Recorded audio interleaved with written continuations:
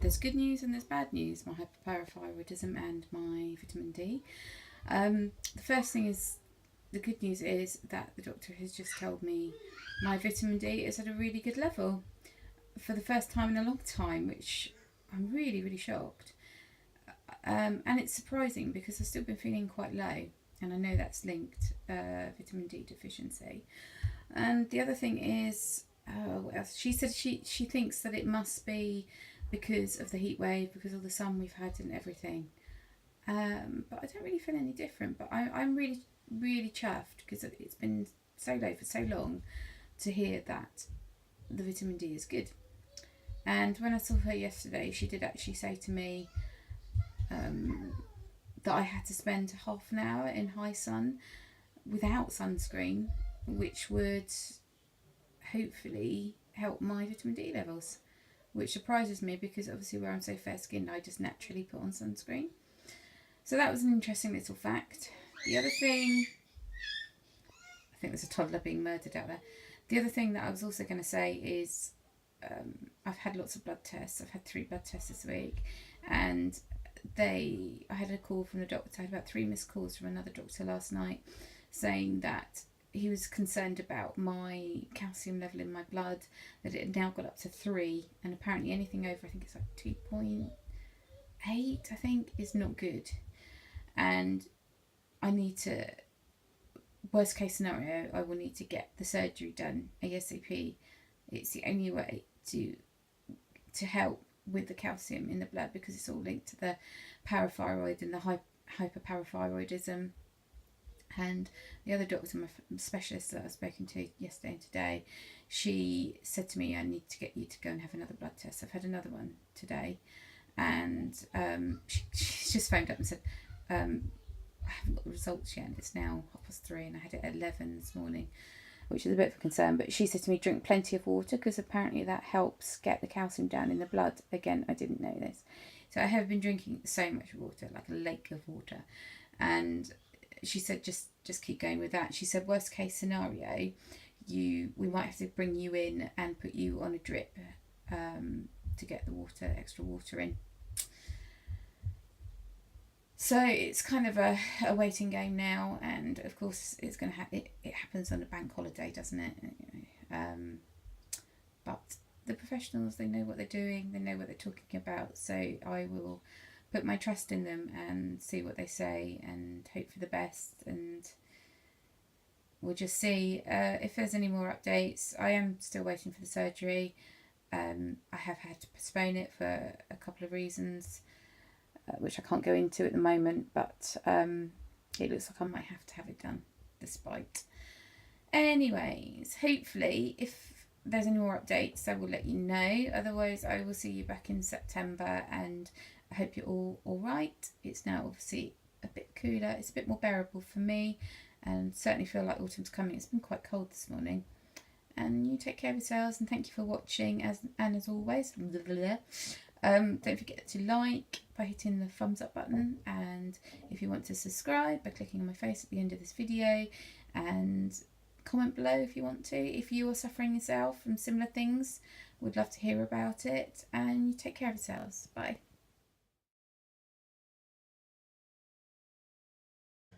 Morning. So the doctor came back to me last night and said, or yesterday afternoon, said my calcium is at 2.9, so it's still quite high. So I was admitted to hospital last night, and I have been put on a drip. Mr Drippy over here, that's been my mate, and I have to stay here for at least 24 hours. I have to have 24 hours worth of extra water pumped into the system to help balance out the calcium. Really not helped. I had the most chronic leg cramps last night till about 3 a.m. and of course you can't have a hot water bottle. I'm really missing my hot water bottle, and I'm surprised my leg cramps. I thought that because she said that the vitamin D was better and I'm being pumped with water, I thought they might ease, but they haven't. So I feel a bit, I don't really know what to do with myself. I'm so used to running around and not resting, and just always looking after the baby and or toddler, and doing all sorts of stuff. And I'm kind of like sitting here, and it feels very alien to me and very weird. And not that I begrudge being able to have a rest, but oh, the finger, that's classy. That's about it really. So we're going to have to see, and then so that means I'll probably be in till at least 7:30 tonight, if not a little bit longer. And they're going to take another blood test, I think, just to check the levels again, and then I have a feeling I'll probably be going for surgery soon. I don't think they can allow this to sort of carry on really. It's just a bit too dodgy. Anyways, might film later and speak to you soon. I am back in the hospital the next day. I got a phone call, and instead of just having my blood tests, I've been put back on Mr Drippy, and I will have to be having more fluids for the next 12 hours, which takes me up to about midnight. And they said we can go home after that and come back tomorrow for a blood test, but there's really no point. And where it's just us three, I'd have to get Aaron to wake up Molly and then pick me up at midnight, and it's not very fair, and I can't afford a taxi, and of course no buses. So I'm back in, and it's a miserable day, it's pouring with rain, and I don't know what's going to happen next. I think I'm going to see the consultant on Tuesday. After that, who knows? Feeling a bit down, struggling a bit, but I have to do what's best really. The professionals know best, and appreciate them looking after me. Just feel a bit upset, a bit down, and Aaron's just left.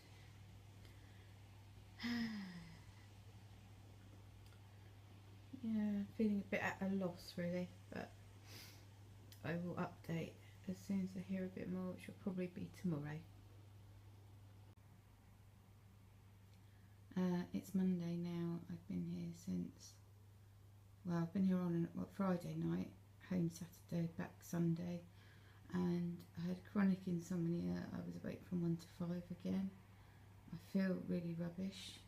I've just seen one of the consultants, and she basically says I look puffy and that they now need to measure my wee, and I'm going to be pumped with another 3 litres of water. And I'm seeing the blood lady, I can never pronounce it, tomorrow, and yeah, I just don't feel that great. And she says she doesn't want to do anything drastic yet, so we will see. But can't keep going like this. It's Tuesday now, and I've just seen my consultant, and hopefully after this drip and an ECG I should be able to go home. Got to be back in tomorrow for another blood test, and it looks like I'm going to have more tests, more traipsing over to Southampton, and I feel really upset and anxious about having to keep going over there.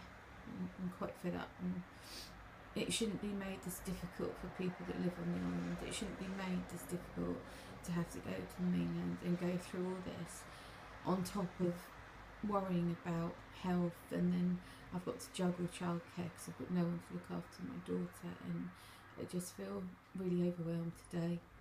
And I mean, I want it out, and I'm grateful for the NHS and everything, but I'm just it shouldn't be made this hard, and just the thought of having to go over there again and again and again, it just, you know, the car ride, the boat, the bus, another bus, just one way, and the cost, and this is because of cuts as well, and I could have had this done here if it had been a few years ago, but another lady had it, but I can't. I have to go over to Southampton, and I've just basically had enough today. This is not a good day for me, really, but at least I get to go home and see my family. Hi everyone, it's now Saturday. I was admitted should I say, last Friday, so it's been over a week now. Heard from the doctor last night. Apparently I am going to Southampton and I could be going either tomorrow, which is Sunday, or Monday, and then they're going to give me the operation on Thursday. I'm glad of a date, but I was hoping it would be a little bit earlier. But obviously they've got to arrange things, and the other thing was, oh gosh, what was the other thing? I assumed that they would have to do a few tests and things anyway, but hey ho, I just want it over and done with now. I should never really have got this far, and if I have any more updates, I will film them on the phone. Alright, see you soon.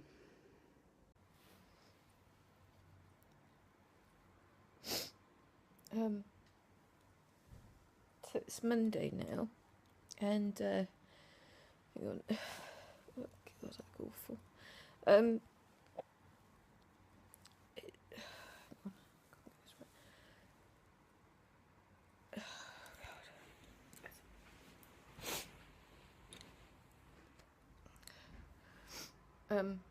I don't know what's wrong with this camera. So it's Monday now, and I've been in hospital for, oh God, what's going on with my hair? I've been in hospital now for a week and a half on this drip, and I'm having daily blood tests, and I still don't know what's going on, and I'm struggling a bit.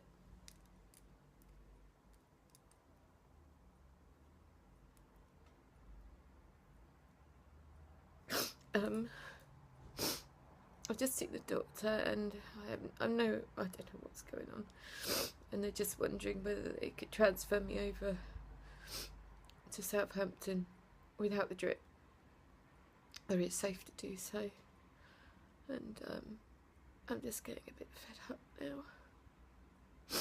I'm really grateful for everybody's help, but I just want to go home. Or just have this bloody surgery and that's it, and just come home. Because I've had enough. So I don't know what's going on. I don't know if I'm going today, or I really don't know. Thursday just seems so far away. Kind of wish I brought my camera as well, but then I've got no way of charging it, so it wouldn't have worked, my video camera. I've just had enough now. Really had enough.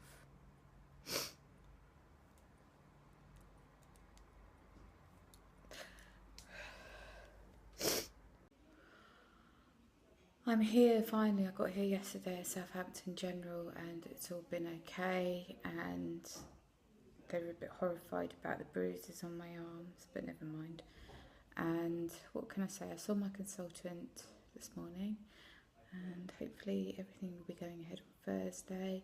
He'll be keeping me overnight, which I thought he would anyway, and hopefully I'll be discharged Friday, and it would be nice to go home. What else? Back on the drip, and there were some other things. Oh yeah, he told me that apparently my hyperparathyroidism is very rare. It only affects 1 in 30,000 people. And that's about it really, so just waiting around. I've met one of the surgery team last night, so she seems nice. And I'm going to have my general anaesthetic, obviously. And I'm very lucky, I've had a nice nurse, sympathetic nurse, who has been a deft hand at doing cannulas. So she's put a new one in, and it did barely hurt. She was really good. And it's just a waiting game. I'm glad I'm here. It's Tuesday, Wednesday, first operation, Friday I go home. Fingers and toes crossed.